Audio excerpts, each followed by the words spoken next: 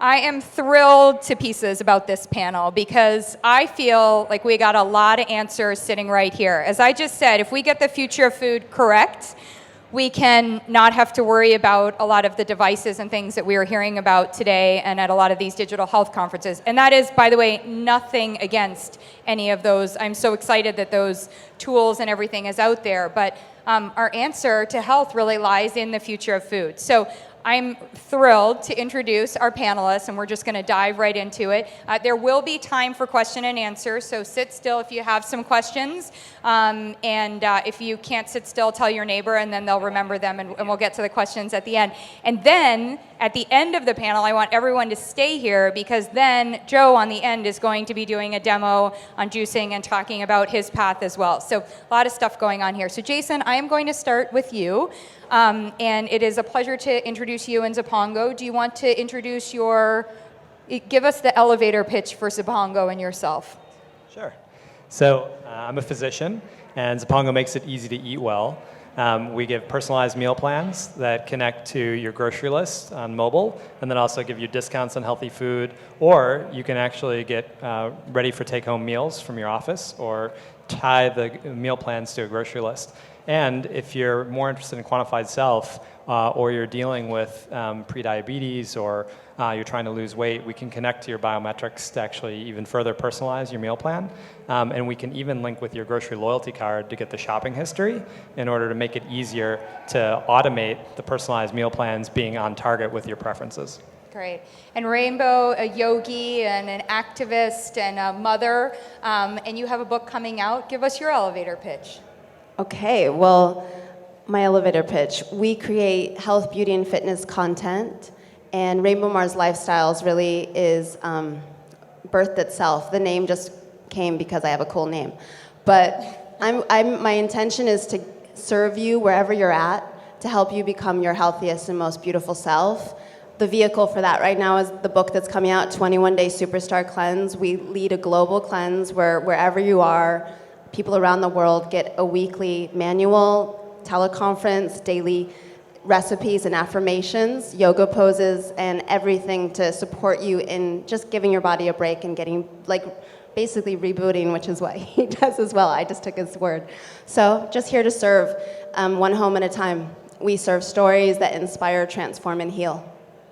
And Joe Cross, you are now no longer fat, sick, or nearly dead. No, not actually. I'm not. Yeah. So I made a movie called Fat, Sick, and Nearly Dead. I directed and starred in that. And I also have a company which I'm the CEO and founder of, which is called rebootwithjoe.com. And we provide tools and support and information. And we create content that inspires, educates, and entertains people to lead a happier, longer life.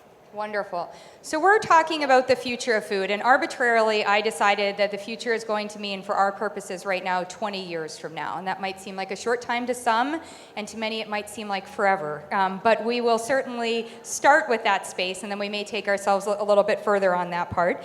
And when we think about the future of food, I guess I'm just going to jump right in. Will we be chewing our food, or is it only going to be liquids or pills? No, we will be definitely chewing our food, actually. I think that just living on juice alone is not, I don't think we're going to have scientific food that's going to have the amino acids, the compound and proteins and stuff that are going to be necessary just in juice. No.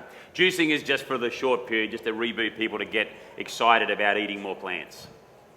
Superfoods, we're going to get high mineral, dense, rich foods in a smaller mass. So things like chocolate, you can actually use chocolate as a beauty pill.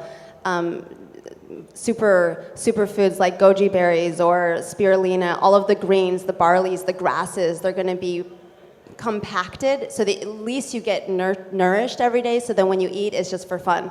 But we need to make sure that we get all the vital nutrients and bioavailability of these superfoods every day. So I actually think 20 years is a long time in this era, and I think it's going to be a lot different than we can even imagine. But I think it's not going to be all one thing or the other. I think you're going to see two polarizing trends. One is you're going to see a lot more hyper-local food. You see that trend already. And the What do you mean by hyper-local? Things like people are actually going to start gardening more, but gardening is going to become a lot easier. Having a neighborhood, grocery center or farm nearby you is actually going to become more popular because it's going to be made simpler, and people are going to want that more than having to even drive to a Whole Foods. They're going to want to walk down the block to get it. So you're going to see that in certain places, particularly urban communities. And that's great, and it's exciting because it feels local, and there's all the great things about that. On the other hand, I think you're going to simultaneously see crazy designer 3D printed foods. And I think it's really going to happen where your genetic profile and certain things that you have, there's going to be a subset of people who have certain diseases or things they're trying to optimize for, and a bulk of their meals will be printed for them designer. So I think both will happen. And years in the past, we heard a very wonderful individual say, "Let food be thy medicine, and medicine thy food." Into the future, can our food be our medicine? Can it actually heal us from some of the diseases currently and the ones that we may be dealing from into the future? Yeah, that was Hippocrates, and the father of modern medicine. Thomas Edison also said that food was the best invention for health. There was a study recently in the New England Journal of Medicine on 7,000 people, a randomized control trial, which is the highest standard for clinical evidence.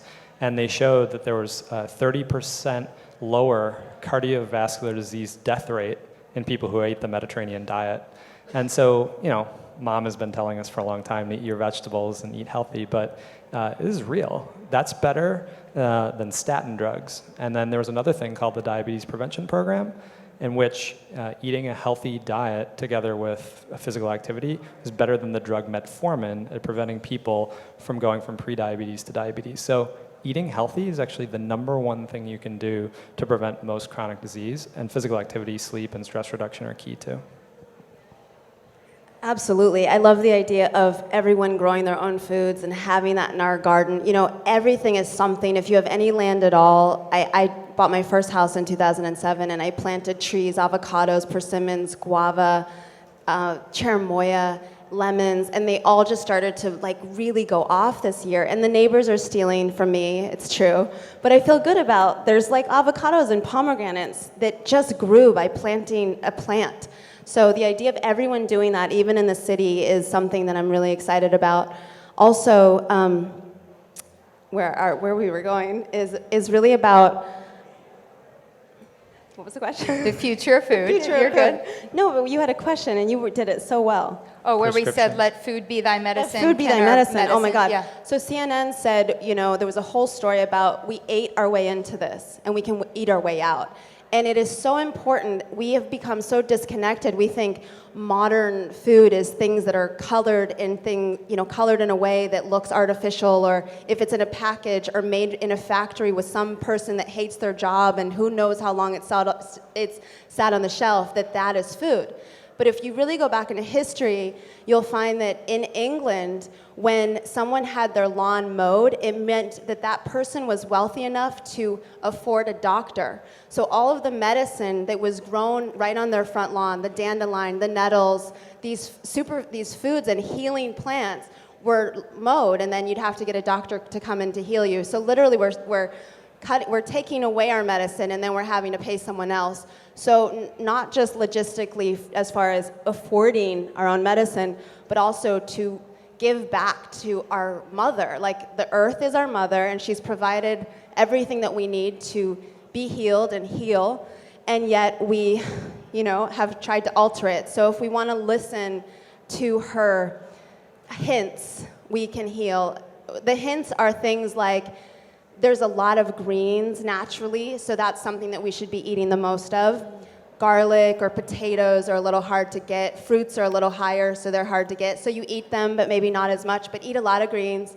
And yes, we can absolutely return and restore to our most vibrant self and not need the drugs and all of the surgeries and the radiation if we just go back to the earth and our mother. Hey, Joe, I wanted to add a part to you as you get started into that. I wanted to add a part, not being from the U.S. Yeah. Is there a part of the future of our food that actually may come from, I don't know, places outside of the U.S. or learning more from our global? Well, I think the key word you said there was learning. You see, I'm a business guy, and before I made the movie, I was in business. And The bottom line is, whether we like it or not, our worlds revolve around an economy of supply and demand. And we are all energy consumers. That's what we do. We consume energy. And later on, I'll be talking about this. We breathe in air, which is free. That's pretty good. The water falls from the sky, even though we pay for it in a plastic bottle. And that's H2O. But our food is something else we pay for. So for me, it's about how do we change the supply-demand dynamics. Because if you want to talk about the future of where food's going to be, it's going to be about what is the demand from the people. It's what are people going to be demanding in 5, in 10, in 15, in 20 years' time. So how do we shift this epidemic of disease and nutritional ignorance that we have today, not only in America, I mean, where I come from, it's just as bad. You go over to England, it's just as bad. Go down to Mexico, the rest of the world is following. And so how do we change that? And so I think that the future is very much dependent on the education of us understanding. So that's a really important piece. But just learning, you know, that's kind of like you can learn a lot of stuff. I mean, I traveled across your great country and I spoke to over 350 Americans, just like went up to them on the street, for those of you who've seen my movie, and I just started talking to them. You know, there wasn't a single person who didn't know that fruits and vegetables were good for them. Everyone knows that, right? I mean, no one needs to be told that they're good for you, but they're not eating them. And so the question is, how do you make that shift from the knowledge of knowing it into doing it? And so it's that education wrapped in with inspiration, wrapped in with entertainment. So instead of telling, I believe in showing. And when one person does it, they go, wow, she looks pretty good. What's she doing? That's like, I call it the When Harry Met Sally effect. I'm having what she's having, you know, from the movie, you know. So I think that a lot can come from outside the country. I think that at the end of the day, I mean, you know, I'm an Australian, I love my country, but you guys over here really set the trends. I mean, particularly this slither of California. I mean, you've got some of the greatest schools, some of the greatest incubating minds. And so I think what we've got to do, and that's what I'm trying to do in my company with my movies and my TV shows that are hopefully going to get greenlit and come out. And I think what Rainbeau is doing with her book that's coming is we've got to try and inspire. And so, you know, people look at me and go, what about McDonald's, Joe? What do you think of McDonald's? Well, you know what I think about McDonald's? I think McDonald's is fantastic. I'm in awe of McDonald's. And people go, well, what are you talking about? I go, well, here's the thing. They're the largest restaurant chain in the world. They have the distribution down pat. Now all we've got to do is get 30 million Americans to go in tomorrow and ask for a green juice. Ask for a salad with quinoa and nuts and beans and seeds. Because if 30 million people go in tomorrow and they go in the next day and the next day, I'll tell you what, McDonald's will be selling it next week. So we can't point the finger at them. And then I think I don't want to take too much time, but the overlying issue is what's going to happen at the government. Because this is the most dysfunctional place I've ever seen, this place called Congress. I mean, this is insanity what you've got going on here. I mean, if they all talk about what the founding fathers did, well then let's set a rule. Let's eat what the founding fathers ate then. If we're so obsessed with them, let's eat what they ate. And because we can't do that. No, we wouldn't want to do that. So I think that we've got to look at government, and so the best way of doing that is the groundswell up. Everyone here votes for their local person. If they actually can make the shift and change, then I feel that's the way we do it. But I will be honest, I'll be very honest, I'm an optimistic person, but unless we do this, that massive billions and billions and billions of dollars that's spent on advertising this food that is high in sugar, high in salt, high in fat, that we are addicted to. Most people I met out there are addicted to it. We're not going to make much of a change unless we really provide the inspiration. Okay, so we have sitting in front of us 3 different ways to create that inspiration. So technology, being able to track, being able to get information, make better choices, understand. You used a term, quantum self, that I think we can come at in a second on that part. But just the basic tracking part here, we have a cleanse. So it's just do this for this period of time, emphasize plant-based. You don't have to be plant-based forever. We have a reboot, right? Juices in the moment to make that change. when we think about the future of food, what do you see? Do we think it's all of these things? Do we think that everybody needs to stop today and do one of these things in order to get there? Or is it a blend of all of them? Obviously each of you are in your space. So maybe help me with why you chose your specific area, and I think that'll help the audience. Yeah, I think it is a blend, and there's different moments in a person's life. So we all like to think we're one person, but we're really not. All of us are like lots of different versions of ourselves.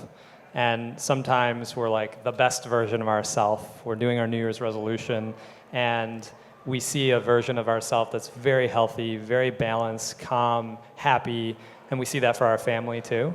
And then there's other versions of ourselves that are stressed out, busy, midweek in work, heads down, don't sleep right, maybe party too hard. There's all kinds of versions of ourselves. And so our belief is that there's moments where you need inspiration, and you need to get new inspiration and fresh inspiration at different times. And at different times, when you've been that stressed version of yourself for a while, you need a reboot. You need a program to help you kind of recenter. And I think both Joe and Rainbeau are really teaching people how to do that. On the flip side, I think Zipongo's role is a lot about helping you to shift your default behavioral economics is a term that's thrown out there. And what that really means, simply put, is in those moments you get inspired and you're your best version of yourself, you have to make the big decisions. Those are the people that are really healthy, like Joe, like what Joe has gone through. He made a big decision, he rebooted himself, but then he changed fundamental big things about his life. And so if you commute an hour to work every day and you drive, you should probably quit your job and get a new job or move closer to work if you really are serious about wanting to be healthier in your New Year's resolution, because if you're doing anything short of that, you're kidding yourself. And the food you buy, if you have a system like a Zipongo, or if you're lucky enough to have a Whole Foods nearby or an even Safeway where you go to the right aisles within that Safeway, and you make that a priority of changing the portal through which you buy your food, and by the way, then putting produce on the top rack of your refrigerator instead of the bottom, and putting the unhealthy things in the bottom where you can't find them easily, you've made fundamental changes that protect the best version of you against the worst version of you. And those are the people in the data that live really healthy, long, and balanced lives. Well, I love the idea about customizing, what is best for yourself and using technology to really track what is good for you. We've seen that with knowing your blood type, et cetera. Just speaking about McDonald's and why people choose that is really because it's cheap. And yes, and I'm getting to your question, but if you think eating healthy food is expensive, really try getting sick. And so when we look at what we would need to do for wherever we're at, so, okay, maybe you are going to have your hamburgers or your French fries or go to Disneyland and you don't want to say no to cotton candy. Okay, you can do that, but if you did that all day long, every day of the year, you will end up 320 pounds and not able to function. And so what are we going to do to occasionally give back to ourselves? How are we going to give ourselves a break? Just like you would your car, get it maintained. Our bodies can only take so much. So for me, the program that I've customized, and thank God I found that balance for myself, because it is really challenged for me to eat perfectly all year round and no, I can't have that, no, I can't, but 4 times a year seasonally, and it's different a little bit with each season. There's no calorie restriction, but I can eat as much, but I don't eat the cotton candy at that time, and I don't have alcohol or drugs during that time or chemicals. So, you'll find something that works for you, but I would say that your body, just like kids or your car or your house, needs to be maintained. You do a spring cleanse in your house, do something with your body to let it know that you love it and that you are with it for the long term instead of just trash it. Otherwise, you'll pay the price. And if you pay the price to the point where you're sick, you will pay anything in the world to get your health back. Your insurance, your house, $1 million, you'll give back. So think of it as an investment long term in the vehicle that you can never just buy a new one. This is it. So take care of it.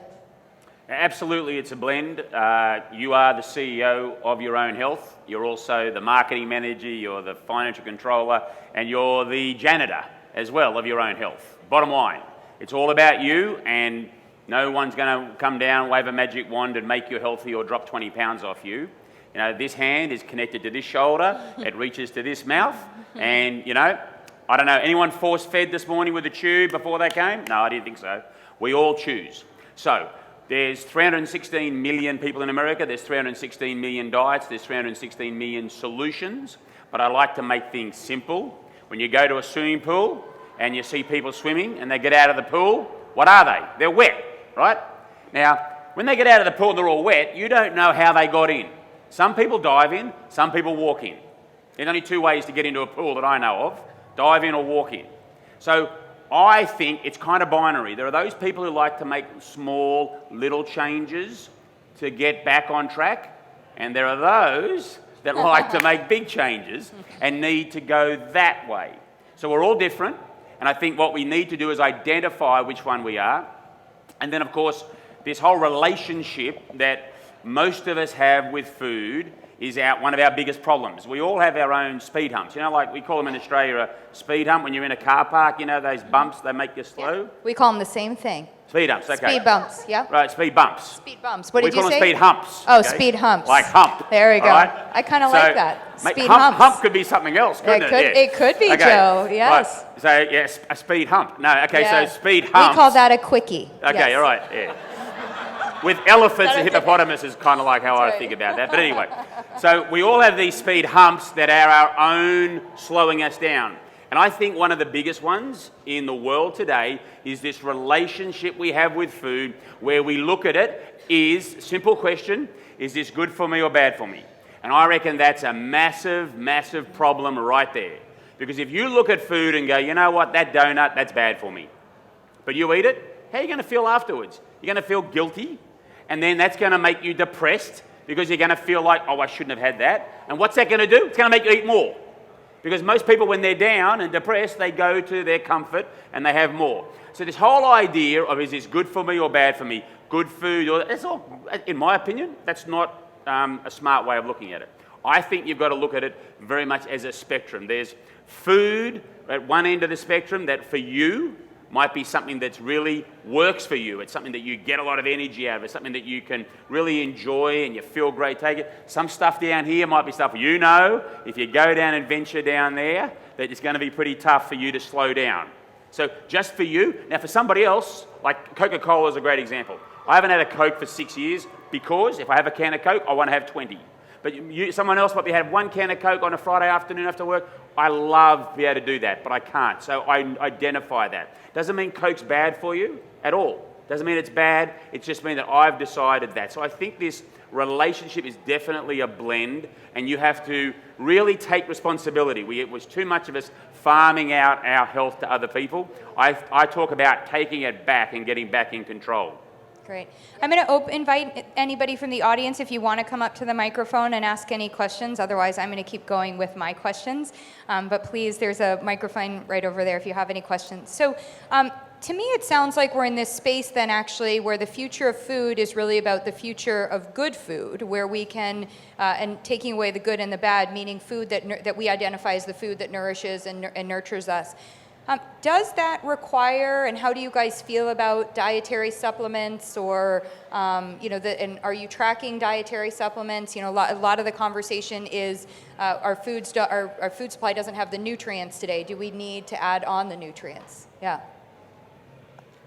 Go for it. Well, yeah, I mean, you say this, but eating a full spectrum of foods is really important. The rainbow food, you're going to get iron in red foods, you're going to get beta-carotene in orange foods. You know, you really need to eat something from all of the colors. If all you're eating is white and orange, you're going to be missing something, and black from the coffee. So think of eating the full spectrum. Also, something in nature called doctrine of signatures. Nature will show you what it's good for. Like a cauliflower is actually good for the brain. Beets are actually good to build blood. So that's one way to get more vitamins. However, the only place we can really get all the minerals at this point is from the sea, because our soil really is depleted unless you're doing heavy-duty composting. So the place to get the minerals is from seaweed or sea salt. And they actually will sell the vitamins of sea salt, or the minerals from your sea salt, to the vitamin companies. So as long as you're getting Celtic salt, you're actually getting more of the minerals and vitamins that you need. So that's really important. So do eat your salts. Just eat them, but don't eat table salt. But yeah. Yeah, I think that I go back to this idea that you are the CEO, you've got to work out what you're depleted in. And I think that we've got the technology, we've got the scientists, we've got the information and there today that you really owe it yourself as being the CEO to really work out what do you need to add in. Because what might work for Rainbeau doesn't work for Joe and vice versa. So I think yes to that in the future, and I believe that there's going to be a lot more of this data collection on ourselves. What do we call it? Quantified self. The quantified self. I've got to remember I that said term. But quantum I'm a big believer in that, and I love data, so I think there's definitely the future. I'm going to I'm just going to interrupt you. I'm going to invite our audience member to ask a question. Hi. Going back to the idea of eating like our ancestors did, how about making that the future of good, and how does that apply to each one of your theories or your ideas? Yeah, it's a great question. Paleo diet is really hot right now, and I'll try to take that and tie that to...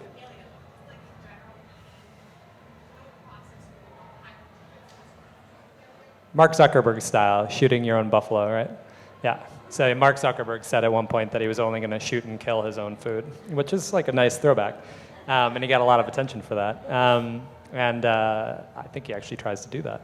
I think on a simple level, there's a lot to be said for going back to the old ways, and that's why I'm optimistic about seeing local come back, because I think especially plant-based diets, people are going to do a lot more of growing of their own food, and that's going to serve as like a great base.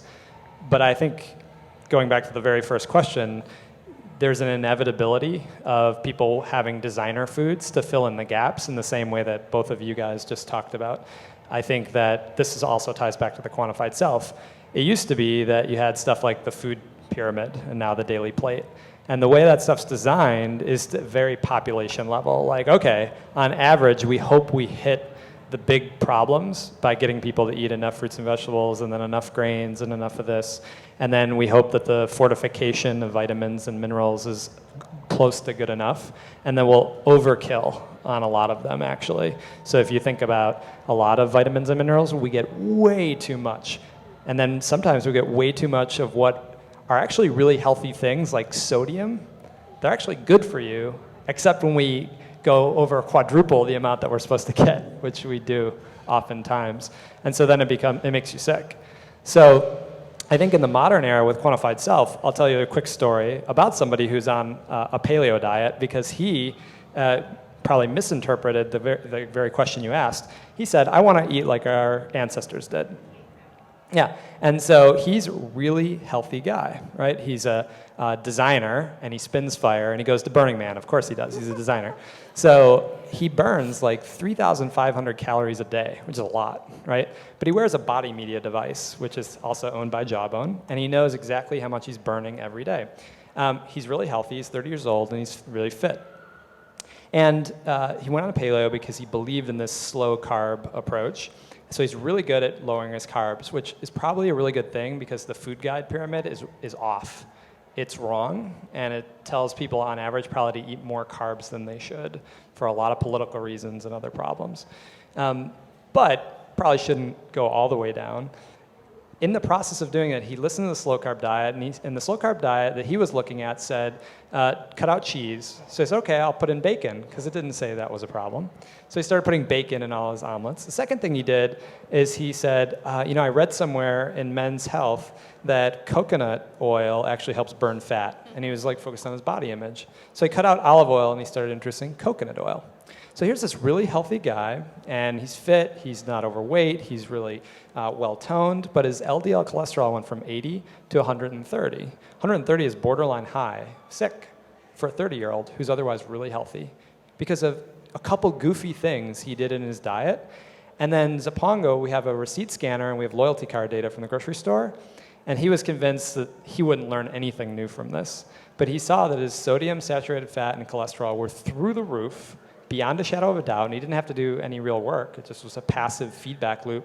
And now he's changed that, and now he's dropped his LDL back down. So that's the future, is that it's a combination of just things that are very human and local, but also taking advantage of data and science to help fill in gaps for people on vitamins, minerals, and even the big macronutrients to help us stay well. Yeah, you go ahead. Well, as far as eating like our ancestors did, I think there was a lot of intelligence in, growing food, hunting, eating an animal that would last months sometimes, and as a side dish. That was, the way that some ancestors did. The Vikings might have been able to migrate in very cold areas and otherwise not survive without meat. So I see how the human species has survived off of getting highly dense food in animal product that eventually, ultimately started with grass, just it's very dense grass. However, if we all ate meat, even if your family were Vikings, if we were all eating meat 3 times a day, we would not be able to sustain this. The planet would not survive. I mean, just the way that we're seeing the farming of animals is so atrociously harmful for our planet. It's one of the biggest sources of greenhouse gases. So the colon cancer is one of the biggest forms of cancer, which is proving that we're not digesting it that well. There's a lot of rotting flesh inside of our bodies. So yes, you can customize. For instance, if you have O-type blood as opposed to A, that might mean that you need higher sources of fat rather than, like, I'm A blood, and I actually do really well on a vegan diet. So I'm sure there is a customization. It's most important that we do get in tune to what our body wants, what we're craving, rather than what's an addiction or habit. And how do we get to that point? I think things like rebooting and taking a moment to fast and meditate and pray, doing a cleanse, studying and knowing yourself are those types of things that can get you out of the automatic trigger of, I've eaten McDonald's my whole life and that's what I know is food, I love French, all these, the automatic, as opposed to, I'm depleted and tired and I actually need lamb stew. And if I eat lamb stew, it's going to be organic and I'm going to know where that lamb come from. That's a very different thing because I need it than I have to eat bacon because it just tastes good. So if we talk about the future of food and as well as customizing a plan for ourselves, we're going to eat really to live rather than living to eat. And we're going to eat food as fuel and know what is best for us individually. Great. And yes. I wanted to add on to one point, and Joe, and we're getting close to the closing on that. So our ancestors died somewhere at age 30, 35, right? So, a lot of the piece that I get is we get a lot of the, hey, I should eat the way our ancestors did. Sustainability of being able to do that for, exponentially 3 times as amount or longer. What do you think when we think about the future of food, these transitions that, we don't just want to live to 90 or, in 20 years we might be living to 100, 120.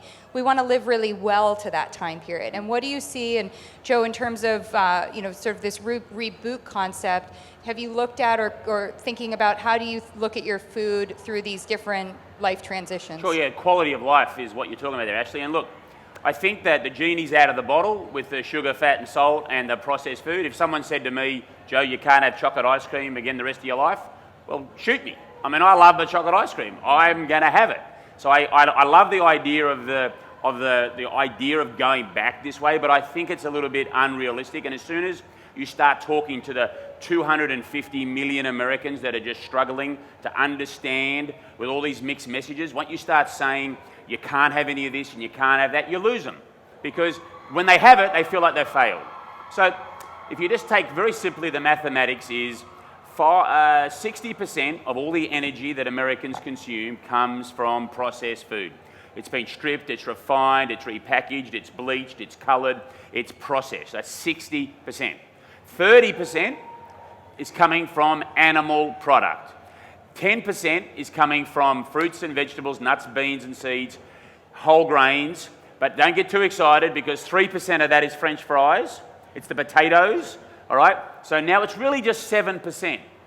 And so when you get down to a number that is so small by all the consumption, this is why we have these diseases of nutritional ignorance. It's why heart disease is the biggest killer in this country. It's like 27%. That group over there, they're all the heart attacks. The 25% here, there's all the cancers. Slither down here, that's all the strokes, the 10%. 5% diabetes, 5% Alzheimer's, and the list goes on. So what we need to do, if you think about the future of food, it's like, how are we going to shift and what I call move the dial? How are we going to take that 7 number to say 21? Because just think about that.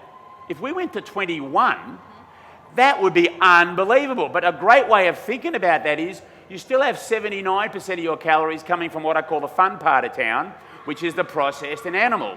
But now Americans are consuming 3 times the amount of real food they're doing now. And that would make an incredible difference. And then the magic is people are on the journey. And once they start to feel good, then they'll go at their own pace, and someone might go to 30 or 40 or 50, or they might go back to the old days of 100. But it's a personal journey.